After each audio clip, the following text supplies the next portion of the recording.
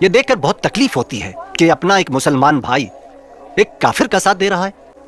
मुसलमान मुसलमान का मतलब समझते हैं आप? जी हाँ, इस्लाम को मानने वाला। सिर्फ यही नहीं, मुसलमान का मतलब है मुसल्लम ईमान, यानी जिसका ईमान हर हाल में पूरे का पूरा कायम है, जिसका ईमान चट्टान की तरह मजबूत है और शबनम की तरह पाक है। कहिए, है आपके पास ऐसा ईमान? হাই, আমি Ipsita, welcome back to my channel. চলে এসেছি আবার একটা নতুন ভিডিও নিয়ে। তো আজকের ভিডিও শুরুতে ইন্ট্রোডাকশনে যে সিনটা দেখালাম সেটা সরফরোশ সিনেমার একটা দৃশ্য, আর আমার ওয়ান অফ দ্য ফেভারিট দৃশ্য, যেখানে কিনা প্রথমবারের জন্য সত্যি জানতে পেরেছিলাম যে মুসলমান কথার অর্থটা কী। যারা ইসলামকে শুধু মানেন তারাই যে সবাই মুসলমান এরকম কিন্তু নয়। মুসাল্লে ইমান মানে যার ইমান কোনোভাবেই নড়ানো যাবে না, বজ্র কঠিন আর তার সাথে ফুলের মতো পবিত্র, এই দুই হতে হবে, তবে গিয়ে হবে সে সচ্চা মুসলমান। তো আজকে এখন এই রমজান মাসে আমি এই কথাগুলো আপনাদের সাথে যে শেয়ার করতে পারছি, আমি খুব খুশি হচ্ছি সেই জন্য, কারণ আমার মনে হয় সবার এটা জানা দরকার। আর এই সুযোগটা কে করে দিয়েছে? পাশের দেশের স্লেভ হার্ট। তো স্লেভ হার্টের একটা ভিডিও দেখলাম যেখানে কিনা সে ধর্মকে কেন্দ্র করে কি করছে না, ম্যাডামকে রীতিমতো ম্যাডামকে অ্যাটাক করছে। তো যাই হোক, তার যে কথাগুলো শুনেছি সেখান থেকে বেশ কিছু কথা বলবো। তো সেখানে বললো যে এই যে রমজান মাসে রোজা রেখেছে আর ইফতারি করেছে কার সাথে না, 3 জন হিন্দু ভাইয়ের সাথে, যদিও তার কোনো প্রমাণ আমাদের কাছে নেই, সে মুখে বলেছে, চলুন তাই মানলাম। তো এটাতে বুঝলাম যে এখনও 3টে ফ্যামিলি হিন্দু ওখানে বেঁচে রয়েছে, কারণ কিছুদিন আগেই আমাদের বর্ডারের সামনে যেভাবে হিন্দু ফ্যামিলিরা এসে হাহাকার করছিল যে তাদেরকে বাঁচানোর জন্য বর্ডার যাতে খুলে দেওয়া হোক, তারা যাতে চলে আসতে পারে এদিকে, ওখানে অত্যাচারে তারা থাকতে পারছে না। খুব ভালো লাগছে যে এখনও কিছু ফ্যামিলি আছে যারা কিনা এই ইসলাম ধর্মী যারা রয়েছেন তাদেরকে মানে মুসলিম ফ্যামিলিদের সাথে বসে ইফতারি করছে। এই পরিমাণটা আরও বাড়ুক, কারণ আমরা জানি আমাদের দেশ যখন ভাগ হয়েছিল ধর্মের ভিত্তিতে কিন্তু ভাগ হয়েছিল। হ্যাঁ, এটা তো কোনো লুকোচাপার বিষয় নেই যে ধর্মের ভিত্তিতে আমাদের দেশ ভাগ হয়েছিল। সেখানে আমাদের ভারতবর্ষের কথাই হয়েছিল কি, যে ভারতবর্ষে সব ধর্মের মানুষ এসে থাকতে পারবে।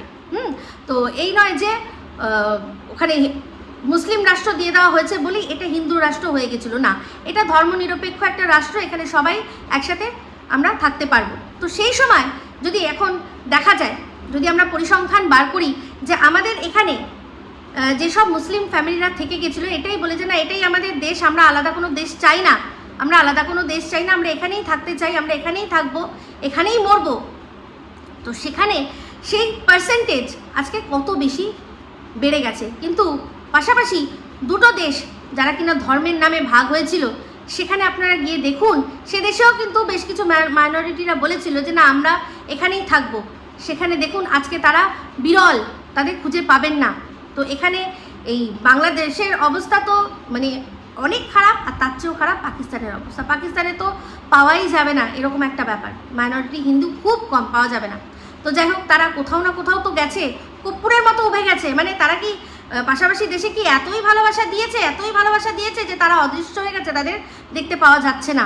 আমাদের তো এই বাংলাদেশে শুনেছিলাম তাদের নাকি মাইনরিটি একদম ফুলের মতো, ফুলের পাপড়ির মধ্যে যেরকম থাকে সেরকম পাপড়ির মতো থাকে। তো সেই ফুলের পাপড়ির মধ্যে তারা থেকে মনে হয় দম বন্ধ হয়ে উবেই গেছে, সেই জন্য পার্সেন্টেজটা এত কমে গেছে, তাই না? তো যাই হোক, যে কথাটা হচ্ছিল যে ম্যাডামের সংগঠন তারা নাকি মুসলিম বিরোধী, ম্যাডাম নাকি মুসলিম বিরোধী। আমি নিজে গিয়ে সংগঠনের কাজ দেখে এসেছি, সেখানে সংখ্যালঘু এক বোন, সেই বোনের ওপর কোনো অত্যাচার হয়েছে, শারীরিক অত্যাচার হয়েছে, বুঝতেই পারছেন, যৌন নিগ্রহ সে আর কি ফেস করেছে। তো তার পাশে কিভাবে ম্যাডাম আর ম্যাডামের সংগঠন দাঁড়িয়েছে আমি গিয়ে দেখে এসেছি। এখানে সেখান থেকে তাদের ফ্যামিলির মানুষরাও এসেছিল, এসে তারা বলেছে যে হ্যাঁ, এই সংগঠন থেকে আমরা কিভাবে উপকার পেয়েছি। ম্যাডামের অনুষ্ঠানে গিয়ে দেখেছি কাজী মাসুম আক্তারের মতো মানুষ, যারা কিনা সত্যি তাদেরকে প্রকৃতই সংখ্যালঘু বলা যায়। সংখ্যালঘু মানে কি? কারণ উনি বলেছিলেন এটা, যে সংখ্যালঘু মানে আমরা হচ্ছি যারা সঠিক বিচার করতে পারি, আমরা যারা সঠিক প্রশ্ন করতে পারি, আমরা যারা ঠিককে ঠিক ভুলকে ভুল বলতে পারি, সেই রকম সংখ্যালঘু মানুষ, যারা কিনা আমরা তোষণে বিশ্বাস করি না, আমাদের কেউ তোষণ করছে বলেই সে ঠিক সেটা আমরা বিশ্বাস করি না। ওনার ওই মতাদর্শ দেখে আমিও ওখানে মঞ্চে দাঁড়িয়ে বলেছিলাম যে আজ থেকে আমিও সংখ্যালঘু, সেই জন্যই সংখ্যালঘু হয়ে সংখ্যাগরিষ্ঠদের বিরুদ্ধে একা লড়াই করে গেছি, ঠিক আছে? তো সেক্ষেত্রে এই কাজী মাসুম আক্তার তারপর হচ্ছে গিয়ে শফিকুল ইসলাম ভাই, যেই আরামবাগ টিভির, তো সেই শফিকুল ইসলাম, তাকে আমরা মনে করি সত্যিকারের মুসলমান। আমার কাছে ধর্মের নামে বিভেদ সৃষ্টিকারী জিন্না, তিনি আসল মুসলমান নয়। আমার কাছে আসল মুসলমান আব্দুল কালাম আজাদ, এপিজে আব্দুল কালাম, জাহির খান, মোহাম্মদ সামি, ইরফান পাঠান, তারা হচ্ছে আমাদের কাছে আসল মুসলমান। সালমান খান, শাহরুখ খান, তারা হচ্ছে আমাদের কাছে আসল মুসলমান, যাদের কাছে দেশ সবার আগে, সব কিছুর আগে দেশ, তারা আমাদের কাছে আসল মুসলমান। এই নওশাদ আলী খানের মতো মানুষ নয়, যাদের কিনা মানে ভালোবেসেছি এত, তখন আমার ইমান খুব ভালো ছিল, ইমান দিয়ে ভালোবেসেছি, যেই সে আমার কাছ থেকে সরে যেতে চাইছে তখনই তার ল্যাংটো ছবি দেখিয়ে দিচ্ছি, সে নিজেকে আসল মুসলমান বলবে, তাকে আমরা কাছে টেনে নেব কি? নেব না। তো সেই ধরনের যারা রয়েছে মানুষ, তাদের বিরুদ্ধে ম্যাডামের সংগঠন আর তাছাড়া প্রত্যেকটা দেশবাসী, এমনকি যারা সত্যিকারের সচ্চা মুসলমান, তাদেরও উচিত এদের বিরুদ্ধে মুখ খোলা, এদের বিরুদ্ধে স্টেপ নেওয়া, ঠিক আছে? তো যাই হোক, এখানে দেখুন এই পাশের দেশে স্লেভ হাট, তার বলেছিলাম না দুটো ভাই ছিল, দুটো দাদা, একটা ছিল সন্দীপ, আর যেই সন্দীপের পরে আরেকজনকে পেয়ে গেল যে কিনা তার নিজের ধর্মের স্বধর্মী, তখনই কি করলো, সন্দীপ হয়ে গেল খারাপ। কিসের জন্য কি খারাপ করেছে আজও অবধি তার প্রমাণ দিতে পারিনি। আমাকে নাম দিয়েছে আন্দাজি রহমান, আন্দাজে আমি কি বলেছি, অরেঞ্জ ট্রলি, আর কি বলেছি যে গামছাকে দেখেছি লুঙ্গি, কিন্তু তার জন্য টিনের কোনো রকমভাবে কোনো ক্ষতি হয়নি। উল্টে দর্শকরা আরও খুঁজে গিয়ে দেখেছে যে দেখি তো সত্যি অরেঞ্জ ট্রলিটা দেখা গেছে কি দেখা যায়নি, ওর কিন্তু ভিউজ বেড়েছে। কিন্তু দিনের পর দিন সন্দীপের বাড়িতেই সিক্রেট রুম আছে, দিনের পর দিন সন্দীপ তারাপীঠে গিয়ে বিয়ে করে নিয়েছে, এই সব কথা বলে পাশের দেশ থেকে এই স্লেভ বা গোলাম সে সন্দীপের ক্ষতি করেছে। আমি আন্দাজ করে যা কথা বলেছি তাতে করে কোনো দিনও কোনো ব্লগারের, কিন্তু আমরা টিনের কথাই বলছি, টিন বা সন্দীপ কারোরই কিন্তু ভিউজে কোনো এফেক্ট পড়েনি। হ্যাঁ, আমাকে নিয়ে খিল্লি হয়েছে, কিন্তু তাও 10টা মানুষ দেখতে গিয়ে সেখানে ওদের ভিউজ বেড়েছে, ভিউজ বেড়েছে। কিন্তু এরা যেভাবে আন্দাজে মিথ্যা কথা বলে চলেছে, আন্দাজের নাম করে মিথ্যা কথা বলে চলেছে, তাতে যেই ফ্যামিলিটাকে দিয়ে এতগুলো টাকা ইনকাম করলো, এত পপুলারিটি ইনকাম করলো, তাদেরকে পুরো শেষ করে দিল। যে মাসুম বাচ্চা বলে যে বাচ্চার জন্য আমরা এত কিছু বলছি, বাচ্চার জন্য এত কিছু করছি, সেই বাচ্চার বাবার যদি কোনো অস্তিত্বই না থাকে, তাহলে বাচ্চাটা কি করবে? বাচ্চাটা তো মাসুম বাচ্চা, তার জীবনে কোনো রকম কোনো মানে সৎ মা না এসেই তার বাবা যদি শেষ হয়ে যায়, তাহলে আর বাচ্চার ভালো বা মঙ্গল হবে কি করে? তাহলে সেই মাসুম বাচ্চার ক্ষতি করার পেছনে সবচেয়ে বড় হাত এদের রয়েছে, এই সংখ্যাগরিষ্ঠ মানুষরা, যারা কিনা বলে নাকি যে সন্দীপের আজকে আমরা হেটার্স হয়ে গেছি, সন্দীপের ভালো কিছু মানে সন্দীপকে ভালোভাবে সাবধান করতে গিয়ে। কিসের সাবধান? এই যে 2.0 একটা কথা বলে যে কারণে ক্যাথাকে আমরা সাপোর্ট করতে পারি না, সেই কারণেই সন্দীপকেও সাপোর্ট করতে পারি না। মানে ক্যাথা আর সন্দীপ এক কি করে হলো?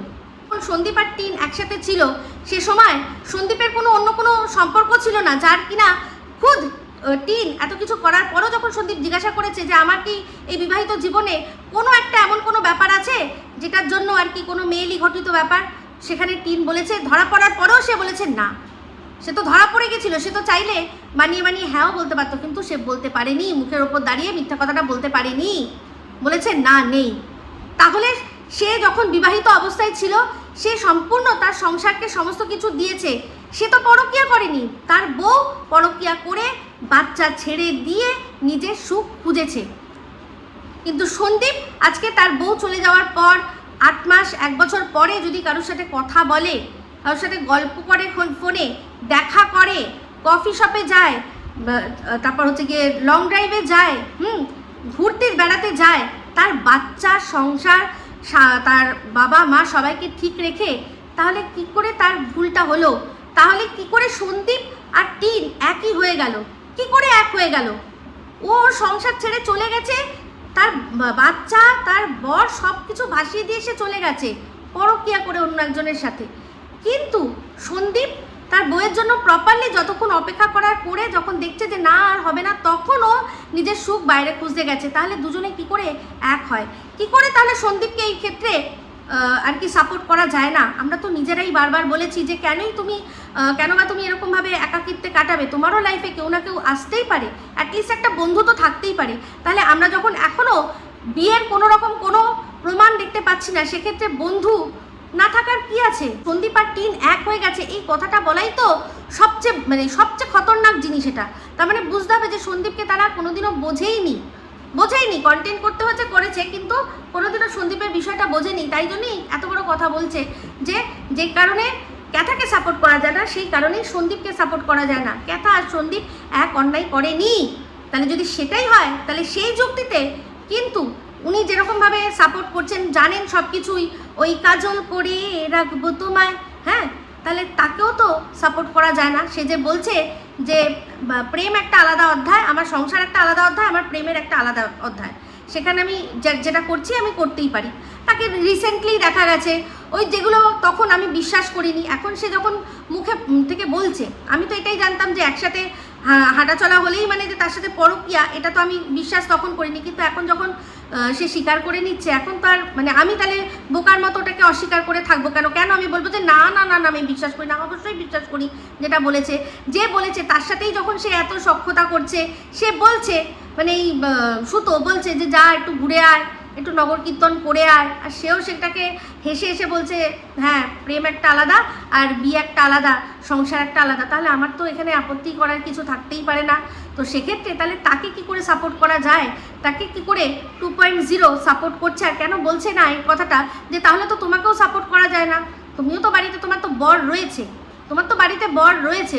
বর থাকা সত্ত্বেও তুমি কাজল ঘষতে যাবে মাঝে মাঝে, তাহলে তোমাকেও তো এটা সাপোর্ট করা যায় না।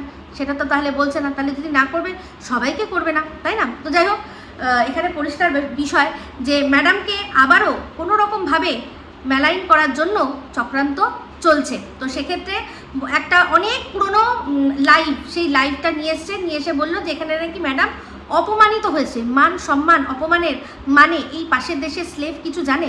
যারা কিনা দুদিন আগেও ওকে জারজ বলছিল, এখনও জারজ বলছে, তাদের সাথে সখ্যতা করছে, সে কোনো অন্য মানুষকে মান সম্মানের সার্টিফিকেট দেবে? এটা মানা যায়? কোনো শুভবুদ্ধি সম্পন্ন মানুষ যারা ওকে আপনারা দেখছেন, তারা সত্যি ওর দেওয়া সার্টিফিকেট অনুযায়ী তারপর ম্যাডামকে আপনারা বিচার করবেন?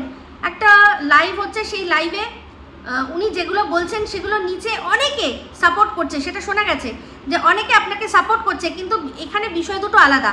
মানে আমি যতটুকু বুঝলাম যে প্রীতম দিশানি আর রিমি, তাদের যে ব্যাপারটা আর তার সাথে এদের ব্যাপারটা একই আর কি খানিকটা, সেটা ম্যাডাম বলেছে, সেই অনুযায়ী বলেছে যে এই পরকীয়া করে মানুষ শেষ হয়ে যাচ্ছে, সমাজ শেষ হয়ে যাচ্ছে, এই সব ব্যাপারটা। তো তারা আর কি বলছে যে না এই ব্যাপারটা আলাদা, ওই ব্যাপারটা আলাদা।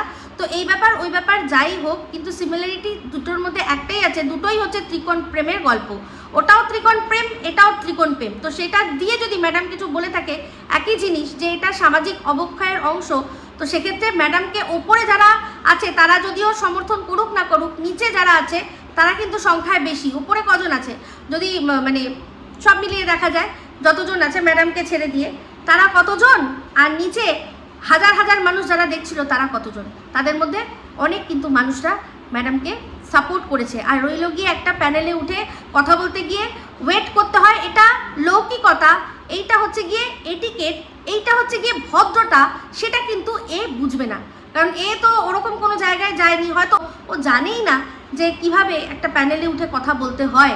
তো সেক্ষেত্রে ওয়েট যদি করার দরকার হয় ওয়েট করবে। আমরা অনেক খবরের চ্যানেলে দেখেছি যে একসাথে যদি 10 জনকে বসানো হয়েছে, হয়তো দেখা গেল একজন সে তার কোনো কথা বলার সে সুযোগই পেল না, সে চুপচাপ বসে শুনছে, একবার দুবার হয়তো হাত তুলেছে, দেখা গেল যে কথা বলতে পারছে না, সে চুপচাপ বসে শুনেছে। তার মানে কি সেই লোকটা অপমানিত হয়েছে? হয়নি। সে চিৎকার করে নিজের কথা হয়তো রাখতে পারেনি, কিন্তু সে অপমানিত হয়নি। তাকে যে ডাকা হয়েছে, তাকে যে ওখানে স্থান দেওয়া হয়েছে, সেটাই সম্মানের সবচেয়ে বড় একটা মানে প্রতীক, যে তাকে উঠে অন্তত একটা নিজের কথা, নিজের বক্তব্য একটু হলেও রাখতে দেওয়া হয়েছে। সেক্ষেত্রে হতেই পারে যে ওরা যেভাবে এই জিনিসটাকে দেখছে আর ম্যাডাম যেভাবে দেখছে, দুটোর মতবিরোধ হতেই পারে, মতানৈক্য নাই মানে থাকতেই পারে। তার জন্য এটা কোনো অপমানের ব্যাপার নয়। ওনাকে কেউ এটা বলতে শুনলাম না আপনি বেরিয়ে যান এখান থেকে, যে দূর হয়ে যান এখান থেকে, এরকম কিন্তু কেউ কিছু বললো না। সেক্ষেত্রে একটাই কথা, ওয়েলকাম করা হয়েছে দেখলাম, আর পরে এটাই বলা হয়েছে যে আপনি আপনার মতো কাজ করে যান, আপনি যেরকমভাবে করছেন সেটা আপনার তরিকাটা আলাদা, আমরা যেটা বলছি যে আলোচনাটা করছি সেটার তরিকাটা আলাদা। তো সেক্ষেত্রে এটা অপমানের ব্যাপার, তাহলে তো বলবো অপমানের সংজ্ঞা আজকের থেকে বদলেই গেল, তাই না? তো যাই হোক, এবার চলে আসি আরও একটা বিষয় নিয়ে আজকে এই ভিডিওর মধ্যেই ক্লিয়ার করব। সেটা হচ্ছে, যেহেতু পাশের দেশের কথা হলোই, তো পাশের দেশের এই আরেকটা আছে যেটা হনুজা, সেই হনুজাও একটা ভিডিও করেছে। তো সেখানে দেখলাম সে আমার মেয়ের প্রসঙ্গ তুলে এনেছে। কোন বিষয় না, আমার ব্লগ ভিডিও থেকে সে দেখেছে আমার মেয়ে একদিন আমাকে আর আমার হাজব্যান্ডকে সারপ্রাইজ দিতে চলে এসছে। মানে আমরা জানতাম যে সে ট্রেনে করে আসবে, পরের দিন সকালে আসবে, কিন্তু সে যেদিন আর কি কথা হচ্ছে, ফোনে কথা হচ্ছে যে ট্রেনে আসছে কীরকম, সে কীরকমভাবে আসছে না আসছে আমরা জিজ্ঞাসা করছি যতবার, সে ততবার বলছে, আমরাই আর কি বলেছি যে ততবার বলছে যে রাখো রাখো, আমি এখন টিভি দেখছি, মানে মুভি দেখছি, আমি এখন কথা বলতে পারছি না।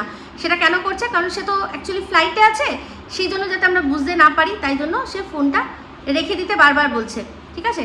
তো সেক্ষেত্রে বলছে যে তাহলে এই যে মেয়ে না জানিয়ে চলে আসলো, তার মানে এই মেয়ে না জানিয়ে আরও কত না কি নোংরামি করতে পারে, এই কথাটা সে বলল। এই যে বিষয়টা, ও যে আসবে একমাত্র আমি আর আমার হাজব্যান্ড, আমরা দুজনেই জানতাম না, বাদবাকি আমাদের ফ্যামিলির সবাই জানতো। তো ও কাউকে সম্পূর্ণ কিছু না জানিয়ে কোথাও কোনো স্টেপ নেয়নি। ওর পিসি জানতো, ওর পিসামশাই জানতো, ওর ঠাকুমা জানতো, আর বাড়ির ওর কিছু বন্ধু বান্ধবরা জানতো, সবাই জানতো বাবা মাকে সারপ্রাইজ দেবে বলেই আজকে এই সমস্ত কিছু প্ল্যান করা হয়েছে। আমাদের ফ্যামিলির প্রত্যেকটা মানুষ জানতো, প্রত্যেকটা মানুষই আবার আমাদের বলছিল যে থাক, ও ট্রেনের মধ্যে আছে, ওকে ডিস্টার্ব করিস না, ফোন করার দরকার নেই, আর আমরা যোগাযোগ করে নেবো, আমরা ঠিক যোগাযোগ করে নেবো, আমরা আসছে, ও ঠিক আসছে, ও টিভি দেখছে, আমাদেরকেও বললো, টিভি মানে অ্যাকচুয়ালি ওই ল্যাপটপে, ও ল্যাপটপে কিছু ডাউনলোড করে নিয়ে এসছে, সেগুলো দেখছে, থাক না, ও দেখুক না, ঠিক চলে আসবে, তোরা এত চিন্তা করিস না। তো আমরা অ্যাকচুয়ালি সেবার প্রথম ছিল যে ও ট্রেনে করে আসছে আর পুরো একা ট্রেনে ট্রাভেল করছে, সেই জন্যই টেনশন করছিলাম। যদি সত্যিই জানতাম যে ফ্লাইটে আসছে, কোনো টেনশনের ব্যাপারই ছিল না। কিন্তু যাই হোক, তো সেক্ষেত্রে আমাদের পরিবারের সবাই জানতো, শুধু আমরাই জানতাম না, আমরাই শুধু জানতাম না। তো সেই জন্যই আমার মেয়ে কাউকে লুকিয়ে বা কোনো কিছু কাউকে না জানিয়ে কোনো নোংরামি করেনি। সে তার পুরো ফ্যামিলির সাথে রীতিমতো যুক্তি করে, রীতিমতো প্ল্যান করে তার বাবা মাকে সুন্দর একটা সারপ্রাইজ প্ল্যান করেছে এসে চমকে দেওয়ার জন্য। আর সেটাকেই এত নোংরাভাবে, একটা নোংরা মস্তিষ্কের মেয়ে মানুষ এটাকে নিয়ে কথা বললো। তো কিছু করার নেই, নোংরা হাইড্রেনের মধ্যে যে মুখ বুজে থাকবে তাকে তো সেরকমভাবেই বলতে হবে। তো সেই জন্যই দেখলাম না যে যার ছোট্ট বাচ্চা মেয়ে, যার এখনও বাচ্চা ছোট্ট মেয়ের মানে কি বলবো, একদমই ছোট্ট বাচ্চা মেয়ে, সেই বাচ্চা মেয়েটাকেও যে আর কি বলছে যে এখন থেকেই নাকি দুবাইয়ের শেখের জন্য তৈরি করছে, দুবাইয়ের শেখদেরকে এখন থেকেই নাকি ওই বাচ্চাটা নেচে নেচে আমোদ প্রমোদ বিনোদন দিচ্ছে, আর বড় হয়ে কিভাবে বিনোদন দেবে, যেরকমভাবে তার মা এখন বিনোদন দিচ্ছে সেরকমভাবেই বড় হয়ে নাকি বিনোদন দেবে। এই ধরনের নোংরা কথা যে মর্কটটা বলেছে, সেই মর্কটটাকে দাদা দাদা বলে তার মানে রীতিমতো গলায় জড়িয়ে যা প্রমাণ করলো, পরিষ্কার বোঝাই গেল যে তুমি যে কথাটা বলেছিলে ঠিকই বলেছিলে, আমার কোনো আপত্তি নেই। তাই জন্যই তো আজকে তোমার সাথে আবার সব ঠিক করে নিলাম। ছি ছি ছি ছি ছি ছি ছি, মানে এরা মা জাতির কলঙ্ক। একটা মাকে তার সন্তানের সম্পর্কে এরকম নোংরা কথা বলবে, তার মুখ দর্শন করার চিন্তা করতে পারবো না। সেক্ষেত্রে এরকমভাবে নোংরা কথা যে বলেছিল তাকে কি বলছে না, তার সাথে আবার সব মিটিয়ে নিচ্ছে। আবার সব মিটাতেই হবে, কারণ এ অ্যাকচুয়ালি একটা বান্দি, যাকে বলে বান্দি। তাই জন্যই তো বান্দি বলেই তো বলছে যে আমার চ্যানেল যদি বলে ওই মজুমদার আমি বন্ধ করে দেবো। ভাবতে পারেন, একটা চ্যানেলটাও তো সন্তান সম, অবশ্য নিজের সন্তানের সম্পর্কে যে এত নোংরা কথা শুনলে তার সাথে সখ্যতা বন্ধুত্ব করছে। প্রথমত সে প্রমাণ করে দিল যে এরা দুজনেই দুজনের বিরুদ্ধে বলেছিল, যেটা প্রমাণ করে দিল যে এরা দুজনেই নিজের স্বইচ্ছায় দুজনের সাথে রাত্রেবেলা সময় কাটিয়েছে। এটা পুরো পরিষ্কার বোঝা যাচ্ছে, পুরো বোঝা যাচ্ছে যে হয়তো এরা নিজেরা মানে যা হোক গল্প করুক, কথা বলুক, ফোনের মধ্যে কথা বলুক, গল্প করুক, যেভাবেই হোক তারা নিজেদের সাথে সময় কাটিয়েছে। পরবর্তীকালে যখন একে অপরের স্বার্থের ঘা লেগেছে, যখন মজুমদার ছু করে দিয়েছে, তখন সঙ্গে সঙ্গে ওটাকে কি বলে দিয়েছে যে আমাকে নোংরা ইঙ্গিত দিত, আমার সাথে নোংরা কথা বলতো, আমার সাথে নোংরামি করার চেষ্টা করেছে বলে ওর যে চরিত্র, ওর বউ, ও শুধু বউকে ভালোবাসে, এই যে একটা ও সবাইকে আমাদের বলে, সেটা বলে দিল যে একদম মিথ্যে, ও অ্যাকচুয়ালি একটা দুশ্চরিত্র, বুঝিয়ে দিল। তারপরে এখন আবার দুজনের সাথে গলা মিলিয়ে এটাই বুঝিয়ে দিল যে যা হয়েছিল আমাদের মধ্যে, আমরা দুজনের বিরুদ্ধে কাদা ছড়াছড়ি করেছি, তার মানে কি দর্শকদের দুজনেই আমরা ঠকিয়েছি, দুজনেই দুজনের সম্পর্কে মিথ্যা কথা বলেছিল, সেই জন্যই আজকে হাত মিলিয়ে নিল। তাহলে এই রকম ধরনের মহিলার কথা আপনারা এন্টারটেন মানে মজার জন্য নিতেই পারেন, কিন্তু আমার কোনো যায় আসে না। যে কিনা বলছে যে এক মুহূর্তে যদি বলে মজুমদার আমি আমার চ্যানেল বন্ধ করে দেবো, তার মানে এই মজুমদারের কথা অনুযায়ী তার চ্যানেল চলছে। এখানেই বলে দিল যে ওর নির্দেশেই আমি চলি, ওর নির্দেশেই আমি যা করার করি। তাই জন্যই এই মজুমদারও তার ভিডিওর মধ্যে থেকে কি করলো না বলে দিল, নির্দেশ দিয়ে দিল যে এখন এইসব কিছু বলো না, এখন কিছু করো না, এই ধরনের। তো এই যে বার্তাটা সে তার ওপেন ক্যামেরায় বললো, হয়তো সেটা একটা মানে কি বলবো আই ওয়াশ, যে আমি ভিডিওর মধ্যে বলবো এরকম যে তোরা কিছু বলিস না, কিন্তু তোদের কাজ চালিয়ে যাবি। আমি জানি এই জিনিসটা মজুমদার কিন্তু করে, মজুমদার এই কাজটা করে, সেই জন্য ও বললো যে আমি ওপরে বলবো, মানে সবাইকে বলে দেবো যে আমি বারণ করে দিচ্ছি। সবচেয়ে বড় কথা চিন্তা করে দেখুন না, নির্দেশ দেওয়া, কেউ একজন কাউকে নির্দেশ দেওয়া মানেই তো এটা পরিষ্কার যে সে তার কথায় চলে। নাহলে কেউ বললে আমি ভিডিও বানাবোই বা কেন, আর কেউ বললে আমি ভিডিও করা বন্ধই বা করবো কেন, আমি কি তার কথায় চলি নাকি?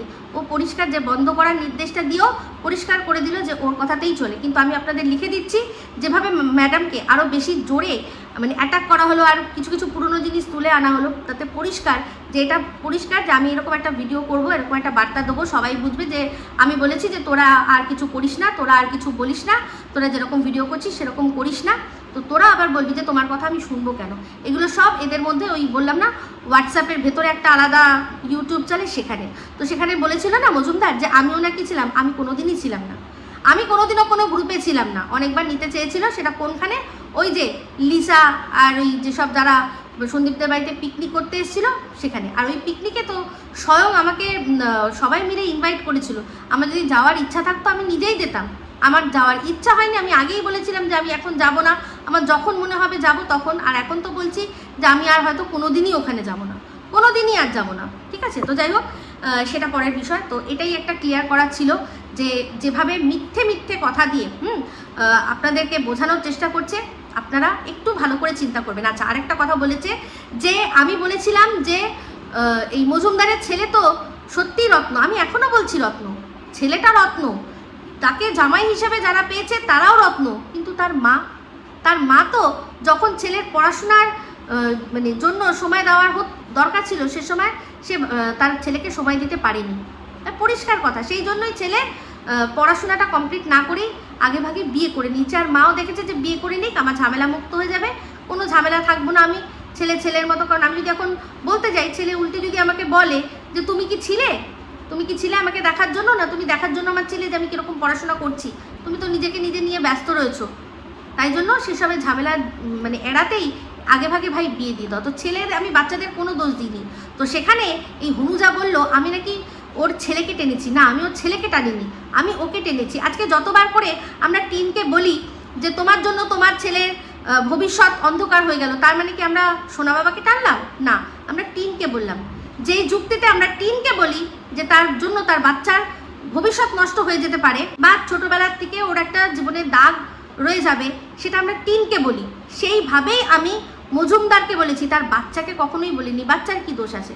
সে তো তার মা নেই, তার বাবা কাজে ব্যস্ত, সে যেভাবে পেরেছে নিজেভাবে সামলেছে।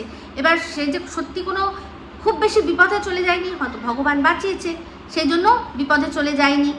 সে যাই হোক যেভাবেই হোক নিজের লাইফটাকে নিজের মতো করে গুছিয়েছে, কিন্তু তাতে তার মায়ের কোনো অবদান তো ছিলই না। উল্টে মা তাকে কোনো রকমভাবে যে সময় তার কেরিয়ার গঠনের সময়, সেই সময় সেই ছেলেটাকে তার মা ডিপ্রাইভ করেছে, তাকে ঠকিয়েছে, তার শৈশব ঠিক না কৈশোর, যেই সময় আসল তার চারিত্রিক গঠন, তার যেটাকে বলে কেরিয়ার গঠন, সেই সময় তার মা ছিল না। তার মা মেয়েকে কলেজে পৌঁছে দিয়েছে, ব্যাস বেঁচে গেছে তার কাজ। তো যাই হোক এই হলো ব্যাপার। তো এখন আপাতত এই দুটো বিষয় নিয়ে আপনাদেরকে ক্লিয়ার করলাম। তো সেক্ষেত্রে এরা না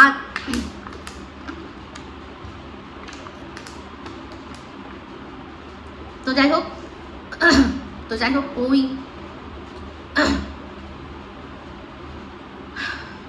তো যাই হোক, এই হনুজা আর এই মজুমদার কতটা টক্সিক টাইপের মানুষ এটাই আপনারা বুঝে নিন, যে দিনের পর দিন আমাকে নিয়ে পিঠ পিছে আলোচনা করে গেছে। এখন যেগুলো বলে যে আমি তোমাকে তো বারবার বলেছিলাম ও ভালো না, সামনে বলতে পারতো যে তুমি ভালো না, বলে দিতে পারতো। যদি সত্যি অনেস্ট হয় তাহলে তো সে বলবে।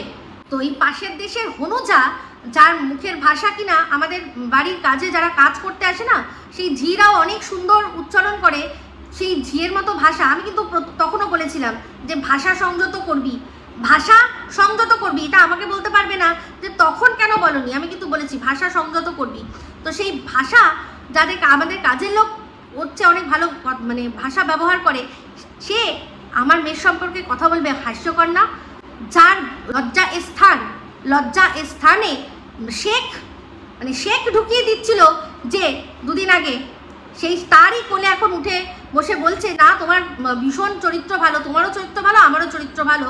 সে এসছে আমার মেয়েকে নিয়ে কথা বলতে, হাসি পায় না? আচ্ছা, হাস্যকর বিষয় এই যে হনুজা, যার মুখের ভাষা আমাদের যে বাড়িতে কাজ করতে আসে না তাদের চেয়েও নোংরা। আমাদের বাড়িতে যারা কাজ করতে আসে তাদেরও মুখের ভাষা অনেক ভালো। আর এটা বলবেন না কিন্তু যে তখন কেন বলিনি, আমি কিন্তু বলেছি, এমনকি মেসেজেও লেখা আছে যে মুখের ভাষা সংযত রেখে কথা বলবি। তো তার মুখের ভাষা যে সংযত নয়, তার কমেন্ট বক্সেও আমি বলেছি, তার সব কিছুতেই আমি বলেছি যে ভাষা খারাপ করবি না। তাই আমি যেটা বলার পরিষ্কারভাবে বলেছি। তখন হয়তো একটু মানে সুগার কোট করে বলেছিলাম, এখন একদম চাচা ছোলা করে বলছি যে কাজের ঝিয়ের থেকেও যার মুখের ভাষা খারাপ, যার লজ্জা স্থানে কদিন আগেই মর্কট শেখ ঢুকিয়ে দিচ্ছিল, এমনকি ছোট বাচ্চাটাকেও ছাড়ছিল না, তার মুখে আমার মেয়েকে নিয়ে এত কথা বলা একেবারেই সাজে না। তো সে অযথা আমার মেয়েকে টানলো। আমি কিন্তু এখানে মজুমদারের ছেলেকে টানিনি, মজুমদারকে টেনেছি। এটা কোনো রকমভাবে মজুমদারের ছেলেকে টানা হলো না, মানে লজিকের মা মাসি এক করে দিচ্ছে, কোনো ঠিক নেই। তো কি বলবো বলুন, সবচেয়ে বড় কথা, এ তো একটা গোলাম বান্দি। তো এই বান্দিকে বলবে যে শুরু করবে, বান্দিকে বলবে বন্ধ করো করবে, বান্দিকে বলবে তোমার চ্যানেলটা তুমি ডিলিট করে দাও, আমি অর্ডার দিচ্ছি, ও ডিলিট করে দেবে। তার কথায় আর কি যায় আসে? আমার কোনো যায় আসে না। সে আমার যারা দর্শক আছে ভালোবাসেন তাদেরকে বলছি যে এর কথায় বিচলিত হওয়ার কোনো কারণ নেই। নিজের মাথার ঘিলুতে কোনো বুদ্ধি নেই, কোনো বুদ্ধি নেই। সে আমার বিচার করতে আসবে। আর সুন্দরী, ও যে সুন্দরী আমাকে অসুন্দরী বলছে, ওর নিজের মনটা দেখেছে যে কিনা এত নোংরা কথা বললো, তার সাথে তাকে ক্ষমা করে দিয়ে, তার বাচ্চাকে নোংরা কথা বললো, তাকে ক্ষমা করে দিয়ে তার সাথে হাত মেলাচ্ছে স্বার্থের জন্য। তার মুখ যাই হোক না কেন, তার মনটা কদাকার, তার মনটা একেবারে কদাকার। যাই হোক, ভিডিওটা শেষ করে দেবো, কিন্তু তার আগে এই ঝি মানে হনুঝির একটা কথা শুনে আমি হাসবো না কাঁদবো বুঝতে পারছি না। এখন ম্যাডামকে মিষ্টি করে ডাকছে, ডেকে বলছে সবাই সবার মতো ভিডিও করছে, কিন্তু শুধুমাত্র এই বুড়ি বৌদি সেই শুধু বাজে কথা বলছে, আপনি ওকে কিছু বলতে পারেন না। কি বলবেন উনি আমাকে কি বলবেন? যেই মানুষটাকে সারেআম এই পাশের দেশ থেকে, মানে এই যে হনুজা যে দেশে থাকে সেই দেশ থেকে বার ডান্সার, নর্তকী, বেশ্যা বলছে, উইদাউট এনি প্রমাণ, সেখানে সবাই চুপ করে আঙুল মুখে দিয়ে মজা দেখছে। শুধুমাত্র এই আমি একজন যে কিনা প্রতিবাদ করেছি, সেই প্রতিবাদী মুখটাকেই উনি এখন চুপ করে এরকম করে দেবে, যাতে কিনা এদের আরো খুব সুবিধা হয় ম্যাডামকে নিয়ে নোংরামি করতে। মানে বক্তব্য এটাই, নাম আমার বলদি, কিন্তু এরা সবাই শুধু বলদামি প্রমাণ দিয়ে যাবে। আর আরেকটা জিনিস দেখলাম, এই হনুজা আমাকে বললো মদমাতাল, ও আমাকে মদমাতাল বললো। আপনারা কখনো কি দেখেছেন যে আমাকে মাতলামি করতে? বেশিরভাগ সময় রাত্রে আমি লাইভ করি, ওর গুরুমাতাই বলেছে সারা রাত বাচ্চা জেগে থাকে, আমি সারা রাত জেগে থাকি, আর ঘুম থেকে উঠি 11টার সময়। তাহলে আমি খাওয়ার সময়টা কোথায় পাচ্ছি? মানে মাতলামির সময়টা কোথায় পাচ্ছি? মদমাতাল মানে যার কিনা রোজ লাগে, যে কোনো সময় কেউ একবার কোনো অনুষ্ঠানে হলো, সেখানে কেউ একবার সবার সাথে হাতে একটা গ্লাস তুললো, তাকে নিশ্চয়ই মদমাতাল বলা যায় না। মদমাতাল তাকেই বলা যাবে যে কিনা রোজ, যার এটা নেশা হয়ে যাবে, যে নেশা রোজ শেখায়। আপনারা রোজ আমাকে লাইভে দেখেন, সারাদিন ভিডিও করতে দেখেন, সংসারের কাজও করতে দেখেন ব্লগে, তাহলে আমি কোন সময় খেলাম? মানে শুধুমাত্র এরা অন্য মানুষকে নোংরা নিচে করার জন্য কীরকমভাবে মিথ্যে কথা বলে। এই মদমাতাল ওয়ার্ডটা কিন্তু ম্যাডামের সম্পর্কেও বলা হয়েছিল, ম্যাডাম নাকি মাতাল। হ্যাঁ, আমরা ওনাকে দেখি না, কোন মানে বেশিরভাগ সময়ই তো দেখি, বেশিরভাগ সময়ই তো আমরা দেখি কোনো না কোনো কিছুতে করেন, মাঝে মাঝে লাইভ করেন। সেক্ষেত্রে ওনাকে মানে মাতাল যে তার রোজ চাই, রোজ লাগবে। তাহলে বুঝতে পারছেন কীরকমভাবে মানুষকে ছোট করার জন্য নোংরা নোংরা কথা এরা প্রমাণ ছাড়াই বলে দিচ্ছে। আমি শুধু আমাদের দেশের মানুষদেরকে একটাই কথা বলতে চাই যে আপনারা ওদের ভিডিও দেখুন, তাতে কোনো আপত্তি নেই, কিন্তু ওরা যেসব অ্যালিগেশন আমাদের সম্পর্কে লাগাচ্ছে তার প্রমাণ চান। এই যে মজুমদার পরিষ্কার বলে দিচ্ছে, বুঝিয়ে দিচ্ছে যে মজুমদার ওদের পুরো পরিচালনা করে। কারণ কাউকে ভিডিও না করাটা মানে তুমি ভিডিও করো না সেটা বলাটাও কিন্তু পরিচালনা, ভিডিও করো সেটা বলাটাও পরিচালনা, ভিডিও করো না সেটা বলাটাও কিন্তু পরিচালনা। তাহলে সেই যে দিনের পর দিন পরিচালনা করে যে এই একটা মানুষ, এই মজুমদার, এই দুজনকে দিয়ে, একজনকে লাগিয়েছে আমার পেছনে লাগিয়েছে এই ঝি হনুজাকে, আর এই স্লেভ হার্টকে লাগিয়েছে ম্যাডামের পেছনে। এই দুজন মানুষকে যে কোনো রকমভাবে মানে একদম দাবিয়ে দিতে হবে, দমিয়ে দিতে হবে। তাদের মুখ দর্শকদের কাছে পুরো তাদের মুখে চুনকালি লাগানোর চেষ্টা করতে হবে। এই জিনিসগুলো যে বৃথা চেষ্টা করে যাচ্ছে, আপনারা তার বিরুদ্ধে প্রমাণ চান, যে তোমরা যাই বলছো প্রমাণ দাও, সন্দীপের বিয়ের প্রমাণ দাও। এতদিন ঝিমি ছিল, ওই বাড়িতেই ছিল আর বউ ছিল, এখন হয়ে গেছে প্রথমে বাতকুল্লা হলো, বাড়ির কাছাকাছি বাতকুল্লা, তারপর দেখছে যে না বাতকুল্লায় তো ওরকম মানে কোনো মাল্টি স্টোরি বিল্ডিং এখনও সেরকম হয়নি যেটা কিনা ভাড়া দেওয়া হয়। সবার নিজের নিজের বাড়ি সুন্দর হতে পারে, বাট নিজের নিজের বাড়ি আছে, তার মানে বাতকুল্লা তো এটা হবে না, এটা তো দেখে মনে হচ্ছে কোনো ফ্ল্যাট বাড়ি। ঠিক আছে, তখন কি হলো, তাহলে কাছে পিঠে ফ্ল্যাট বাড়ি কোথায় আছে, চলো কৃষ্ণনগর বললো। এবার কৃষ্ণনগরেও হাজার খুঁজেছে ওরকম, কিন্তু পায়নি। যেমন কিনা টিনের ক্ষেত্রে ঠিক পেয়ে গেছে, কারণ সেটা টিন যেখানে গেছে এটা সত্যি, বসিরহাট গেছে, বসিরহাটে খুঁজেছে, পেয়ে গেছে।